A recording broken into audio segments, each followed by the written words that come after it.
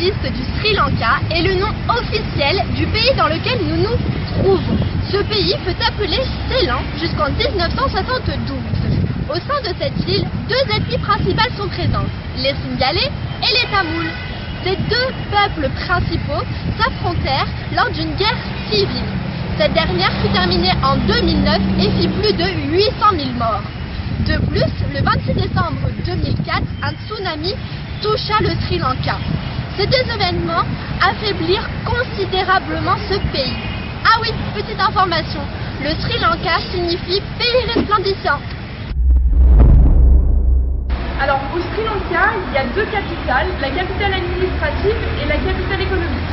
Donc la capitale administrative, c'est Sri Jayawardenepura.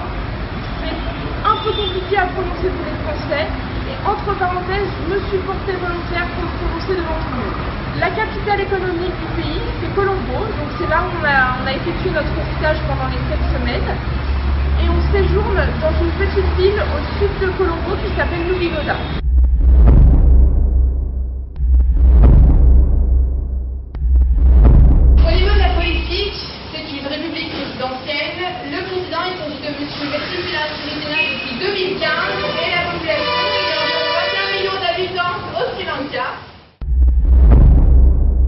Le Sri Lanka, c'est un État insulaire qui est situé dans l'océan Indien. Il se trouve à environ 31 km du sud-est de l'Inde. Les deux pays sont séparés par le détroit de Palk.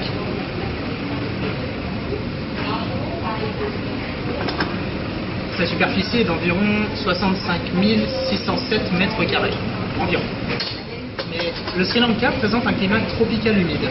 Mais avant de vous présenter sa météo, on va d'abord vous présenter son environnement. A tout de suite pour la météo, restez avec nous. D'un point de vue de la faune et la flore, le Sri Lanka est un pays riche en paysages divers et variés.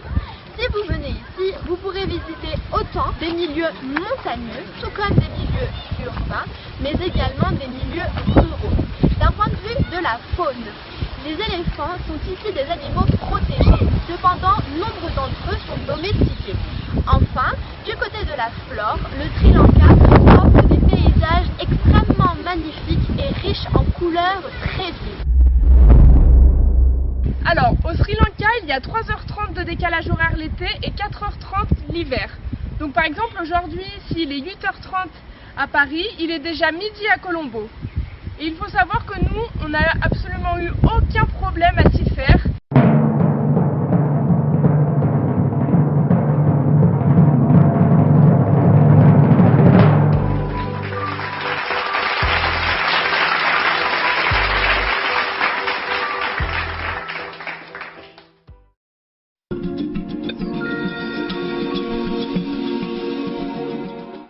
Alors ici, on va parler de climat tropical humide. Ce qui fait qu'il y a deux saisons principales, la saison sèche et la mousson. En gros, si vous voulez partir du côté est de l'île, préférez plutôt partir entre avril et octobre pour éviter la pluie. Si vous voulez partir du côté ouest de l'île et dans le sud, préférez partir entre décembre et mars. Personnellement, on est du côté ouest de l'île. Et ici, il fait vraiment très beau. Notre envoyé spécial est sur place. Suzanne, à vous l'antenne. Merci Romain. Alors le temps au Sri Lanka est, comme vous pouvez l'observer, très clément. Au Sri Lanka, il fait toujours très beau. Et même que des fois il pleut un peu. Est-ce qu'il pleut souvent au Sri Lanka? Des fois ça arrive qu'il pleuve un peu. Mais il pleut pas beaucoup, hein, faut pas croire. Ah non, il faut que très rarement même.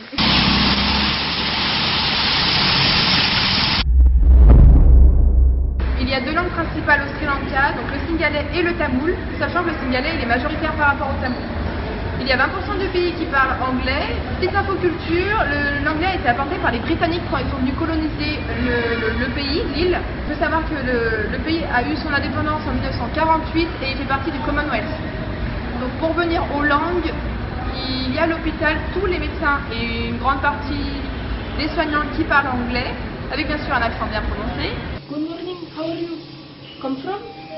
1, 2, 3, 4. Petite info, pour le Sri Lanka, on vous donne juste le conseil de pouvoir savoir parler et comprendre l'anglais un minimum. Parce que ça permet de s'intégrer plus rapidement à la fois aux locaux et au staff, à l'équipe médicale. Et pour avoir une intégration encore plus rapide, nous, on a appris quelques mots singalais, comme par exemple Alubuan, Istuti, Boma Istuti, Ondai, Oyate Komande. On a appris des mots spécialement aussi pour le stage, comme Kata Alina, Oyake Mame Udaou Kamenam. Ça a permis de créer une relation avec les personnes qui nous ont appris. On a appris des docteurs, des soignants, des médecins, de beaucoup de personnes et c'est vraiment très agréable. La religion tient une place considérable dans la vie des Sri Lankais. Et d'ailleurs, sa pratique influence un grand nombre d'actes de la vie quotidienne. Un grand nombre de religions sont représentées sur l'île. On retrouve principalement les bouddhistes, qui est la religion pratiquée par les Singalais, et les hindouistes, qui est la religion pratiquée par les Tamouls. À côté, bien sûr, on peut retrouver les musulmans ainsi que les catholiques.